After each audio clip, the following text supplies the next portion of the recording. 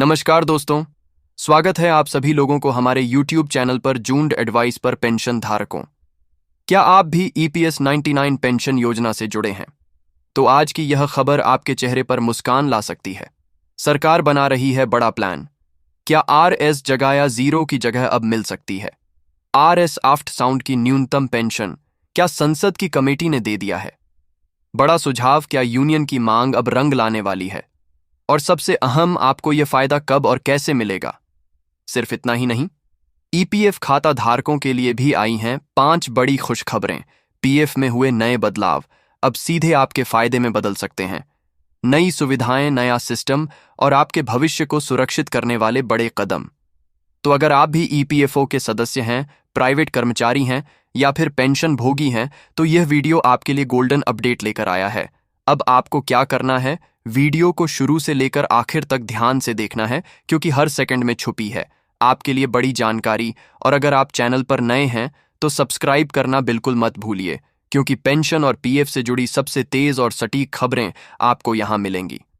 सबसे पहले चलिए अब बिना देर किए वीडियो शुरू करते हैं और जानते हैं क्या सच में आ रही है।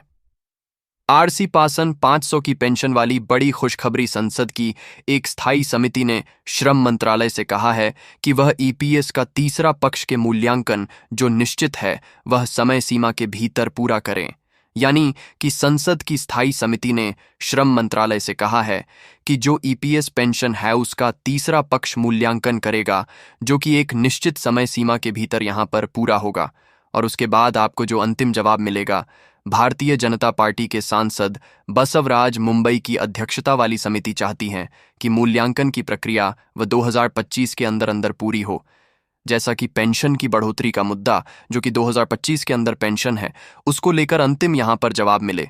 यानी कि जो पेंशन धारकों की पेंशन की बढ़ोतरी का जो फैसला है उसका जवाब 2025 के अंत तक या फिर 25 के अंदर अंदर मिले, यह मांग की गई है। तो क्या ताज़ा सुझाव आया है पेंशन के इस सब प्रस्ताव को लेकर, मांग को लेकर? सरकारें EPS को 1000 से बढ़ाकर जो पेंशन की राशि है उसको 7वां करेगी, ये सबसे बड़ा सवाल है। लेकिन यहाँ पर यूनियन संगठन, उनकी भी मांग बनी हुई है और संसदीय पैनल ने यहाँ पर सुझाव भी दिया है। तो क्या वाकई में अब आपकी पेंशन बढ़ेगी? तो कितनी बढ़ेगी? तो ट्रेड यूनियन और पेंशन भोगियों के विभिन्न संगठन लंबे समय से कर्मचारी पेंशन योजना के तहत पेंशन राशि बढ़ाने की मांग कर रहे हैं। और EPFO यहाँ पर 2014 में यहाँ पर पेंशन को लेकर बदलाव किया था EPFO ने, और उसके बाद एक बार फिर से बदलाव की मांग वह तेज हो चुकी है। EPFO के सदस्यों के लिए न्यूनतम पेंशन की गारंटी RSB बड़ा तय की गई 2014 से, लेकिन जो कि अब वर्तमान में मांगा के द्वार में बहुत ही कम है और इसको 10 साल हो चुका है। हालांकि ट्रेड यूनियन और कर्मचारी संगठन और प्रतिनिधि निकाय हैं, उन्होंने मांग की है कि सरकार इसको लेकर फैसला करें।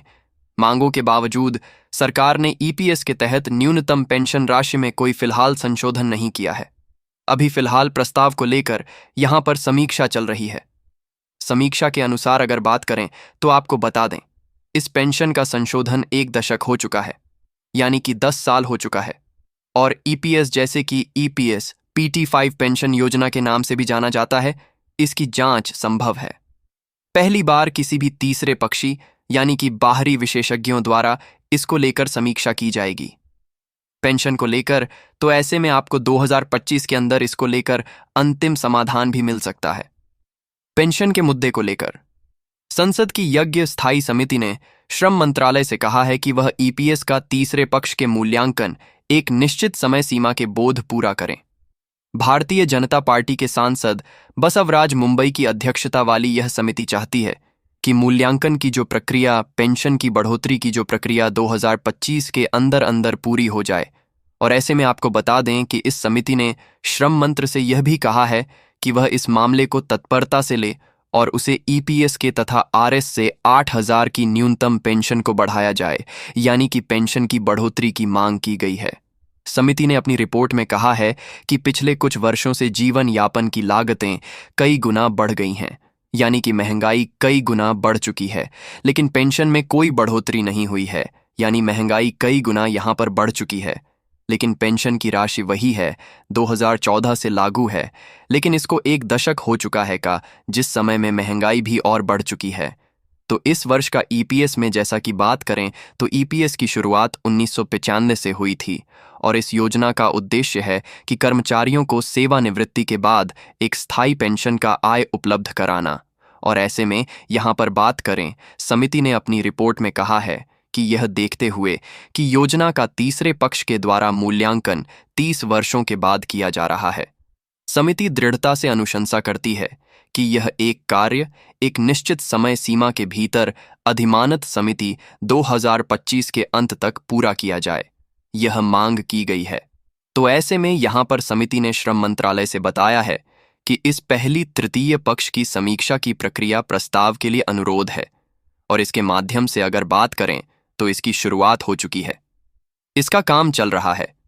समिति यह चाहती हैं कि इसका काम है 2025 के अंदर अंदर पूरा हो और पेंशन भोगियों को लाभ मिले। समिति को यह भी बताया गया कि इससे पहले ऐसी कोई समीक्षा नहीं की गई थी। और अब बात करते हैं कि रिपोर्ट में आगे क्या कहा है 2014 की तुलना में 2024 में। यहाँ पर बात करें तो 25 में, यहाँ पर 24 में क्या, तो यहाँ पर महंगाई बढ़ चुकी है। 2004 में भी यह मांग बनी हुई है और 2000 अभी वर्तमान में 25 में भी यह पेंशन भोगियों की मांग बनी हुई है। अब बात करते हैं कि श्रम मंत्रालय ने पैनल को क्या बताया था पेंशन के प्रस्ताव को लेकर। समिति ने यानी कि श्रम मंत्रालय ने समिति को बताया कि ईपीएस की न्यूनतम पेंशन आर्श 2000 का प्रस्ताव 2020 में भी वित्त मंत्रालय को भेजा गया था और लेकिन इसे मंजूरी नहीं मिली थी। बाद में यह प्रस्ताव 2024 के अंत में, जो 2025 के बजट से पहले भी चर्चा का हिस्सा बना था, लेकिन उसको लेकर समाधान नहीं हुआ था। लेकिन पेंशन भोगिया का प्रस्ताव जो समीक्षा में चला गया, यानी कि 2000 यहाँ पर 24 के अंत में जो पेंशन का प्रस्ताव था वह समीक्षा के लिए वित्त मंत्रालय के पास, जो श्रम मंत्रालय ने भेज दिया था। और यहाँ पर बात करें स्वकर्मचारियों को, एक प्रतिनिधि मंडल ने वित्त मंत्रालय के यहाँ पर जो प्रस्ताव में यहाँ पर जैसा कि मांग जो पेंशन भोगी ने की थी कि प्रतिनिधि मंडल ने वित्त मंत्री निर्मला सीतारमण से मुलाकात ताकी और ईपीएस पेंशन बनाकर के आरएस से 6,500 प्रतिमाह करने की भी अपनी मांग रखी थी। उस बैठक के बाद ईपीएस 99 राष्ट्रीय आंदोलन समिति ने कहा था कि वित्त मंत्रालय ने उन्हें आश्वासन दिया है कि सरकारें उनकी मांगों पर विचार करेगी। तो ऐसे में इसको लेकर यहाँ पर पेंशन भोगियों को कई बार आश्वासन पहले भी मिल चुका था, एक बार फिर से मिल चुका है। पिछले कई सालों से कर्मचारी यूनियन है वह पेंशन की राशि बढ़ाने की मांग कर रहे हैं। बढ़ोतरी की मांग जारी है। आर सर्टनिफर की बढ़ती महंगाई की भरपाई के लिए डीए का भी लाभ साथ में जरूरी है। साथ में आर सफाई शिकी पेंशन के साथ में डीए की भी मांग भी बनी हुई है और यहाँ पर मेडिकल की सुविधा और डीए की मांगे वह भी बनी हुई है, उसको लेकर भी फिलहाल प्रस्ताव चल रहा है। अब बात करते हैं कि 7 करोड़ पीएफ खाते हैं, उनके लिए भी बड़ी खुशखबरी ईपीएफ ने किए। नियमों में 5 बड़े बदलाव, कौन कौन से 5 नए रूल आपके लिए आ चुके हैं। तो ईपीएफओ ने क्या यहाँ पर पहला बदलाव किया है उसके बारे में बात करते हैं। पीएफ खातेदार उनके लिए खबर बहुत ही काम की होने वाली है। 5 बड़े बदलाव जो कि देश भर के 7 करोड़ से ज्यादा पीएफ खाते हैं उनकी पीएफ की राशि पर सीधा असर डालेंगे। तो कौन कौन से बड़े बदलाव हैं उनके बारे में बात करते हैं। सबसे पहला है कि प्रोफाइल अपडेट करना वह पहले से अब बेहद आसान, यानी कि जो पहले से और आसान हो चुका है प्रोफाइल को अपडेट करना, जैसा कि आपको अपना नाम, माता पिता का नाम और कोई अन्य जानकारी वह भी चेंज करनी है, जैसा कि वैवाहिक स्थिति जैसे जानकारी बदलनी होगी वह और आसान हो चुकी है। जो कि आपका आधार लिंक है तो आप ऑनलाइन भी कर सकते थे, लेकिन पहले यह आपके लिए सुविधा नहीं थी। इसमें आपको जटिल प्रक्रिया से गुजरना पड़ता था। जैसा कि आपका यूएन आधार से लिंक है तो यह काम आप घर बैठे भी कर सकते हैं। अब बात करते हैं दूसरा बड़ा बदलाव आपके लिए क्या है। पीएफ ट्रांसफर की प्रक्रिया अभी पहले से आसान सुगम। पहले नौकरी बदलने पर पीएफ ट्रांसफर करना बहुत ही झंझट भरा काम था, लेकिन कंपनी की मंजूरी के बिना भी काम आगे नहीं बढ़ता था। लेकिन प्रक्रिया बहुत लंबी होती थी, लेकिन अब इस प्रक्रिया को और आसान और सरल बना दिया गया है। अब कर्मचारी बहुत ही कम समय में बिना किसी बड़ी औपचारिक चुनौती के यहाँ पर पीएफ का पैसा ट्रांसफर कर सकता है और यह भी बहुत बड़ा फायदा होगा। और अगला बदलाव के बारे में बात करें तो जॉइंट डिक्लेरेशन अब डिजिटल तरीके से होगा। जो जॉइंट डिक्लेरेशन है वह अब डिजिटल तरीके से आप कर सकते हैं। पहले भी आपको इसमें जैसे कि सुविधा नहीं मिलती थी ऑफिस में जाकर के ये फॉर्म भरना पथरा से लेंगे तो ये काम आप घर बैठे भी ऑनलाइन कर सकते हैं, तो ये भी बहुत बड़ा आपको फायदा मिलेगा। अब बात करते हैं कि सीपीपीएस व्यवस्था से भी पेंशन, आप कहीं से भी अपनी पेंशन की राशि प्राप्त कर सकते हैं। पहले आपको विशेष बैंक से ही मिलती थी, पेंशन प्रोसेसिंग सिस्टम लागू कर दिया गया, जिसका सीधा ही फायदा अब पेंशन भोगियों को मिलेगा। अब पेंशन की राशि सीधे एनपीसीआई प्लेटफॉर्म के जरिए किसी भी बैंक के खाते से आप, जैसे कि किसी भी बैंक से अपने खाते की जो पेंशन की राशि है वह उठा सकते हैं। भुगतान की देरी पहले होती थी, वह भी नहीं होगी, तो यह बहुत बड़े आपको फायदे होने वाले हैं। इस नए बदलाव के तहत अधिक वेतन पर भी पेंशन की प्रक्रिया वह स्पष्ट हो चुकी है।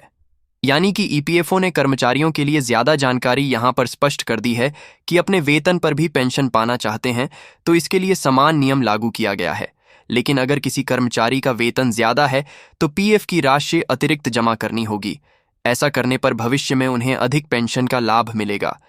इसके अलावा जो निजी संस्था ट्रस्ट के जरिए पीएफ संचालन करते हैं, उन्हें भी ईपीएफओ के नियमों का पालन करना अनिवार्य कर